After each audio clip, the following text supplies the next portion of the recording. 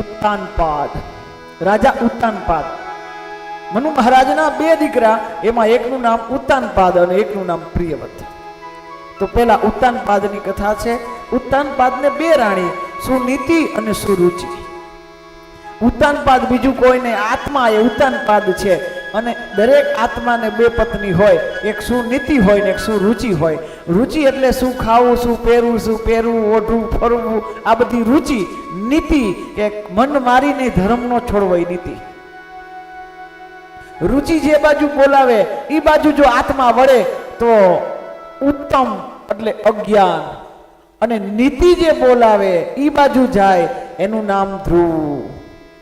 અવિરત, અવિચળ, ન હલે ન ડલે, સ્થિર ધ્રુવ. તો સુનીતિ અને સુરુચિ આ જીવાત્માને ભજનાનંદ બહુ ગમે, પણ માને કેનું? સુનીતિનું કે સુરુચિનું? જીવાત્મા કેનું માને? રુચિ શેમાં છે? રુચિ તરફ જાય.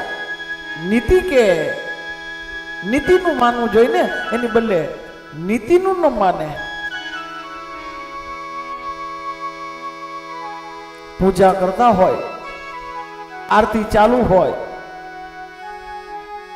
ધર્મ કરતા હોય, પૂજા કરતા હોય, ઈશ્વર તરફ ધ્યાન હોય, અને ટેલિફોનની ઘંટડી વાગે તો આત્મા કહે, નીતિ એમ કહે છે કે ફોન તો પછી એટેન્ડ થશે, પૂજામાં ક્યારે પાછો બેસીશું?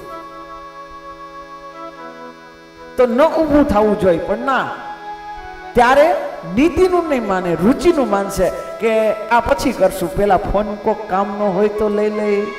તો નીતિનું ચાલે કે રુચિનું ચાલે?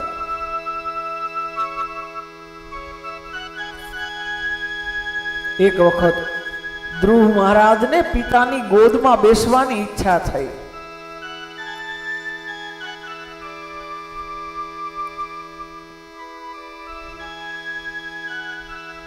એમની માં, જે એમની બીજી માં હોય, એ ના પાડે છે કે તારે જો પિતાની ગોદમાં બેવું હોય તો મારા પેટમાં તારે પાછો આવવું પડશે, જન્મ લેવો પડશે. બાકી આ જન્મમાં તો તને ક્યારેય આ પિતાની ગોદ નહીં મળે. પિતાની ગોદ એટલે ભજનાનંદ. ધ્રુવને ભજનાનંદ બહુ ગમે, ભજનનો આનંદ છે ધ્રુવને, ભજન બહુ ગમે. પણ એ ખોળામાં ભજનાનંદ બેહી નો હકે, કારણ કે નીતિ કહે છે કે બેસવું જોઈએ, પણ રુચિનું ચાલે છે ને. અહીંયા રુચિનું સામ્રાજ્ય, રુચિ નક્કી કરે એ પ્રમાણે થાય. બેસવાની ના પાડે છે. અને ધ્રુવ મહારાજ નાના હોય, 6 જ વર્ષના ધ્રુવ મહારાજ રડતા રડતા મા પાસે જાય છે અને કહે છે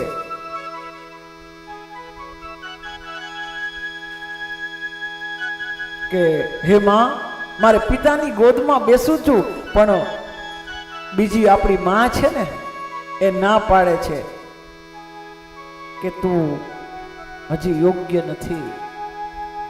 સુનીતિ જવાબ આપે કે દીકરા, તારી માએ તને સાચું જ કીધું છે, હું તારી માં છું ને એ તારી માં જ છે.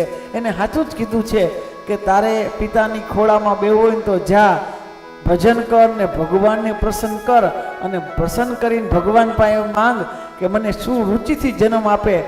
પણ એટલા લગી સાચું નથી કીધું, બધું સાચું કીધું, પણ એક યાદ રાખજે કે તું જા, ભજન કર, ત્યાં લગી વાંધો નહીં, ભગવાનને મેળવ, અને ત્યાં લગી વાંધો નહીં. અને જો ભગવાન મળે ને તો તારા પિતાનો આ ખોળો ન માંગતો, જેને ભગવાન મળી જાય, પિતાનો પિતા મળી જાય, પછી આ બાપના ખોળા બેહવાની બહુ કિંમત નહીં.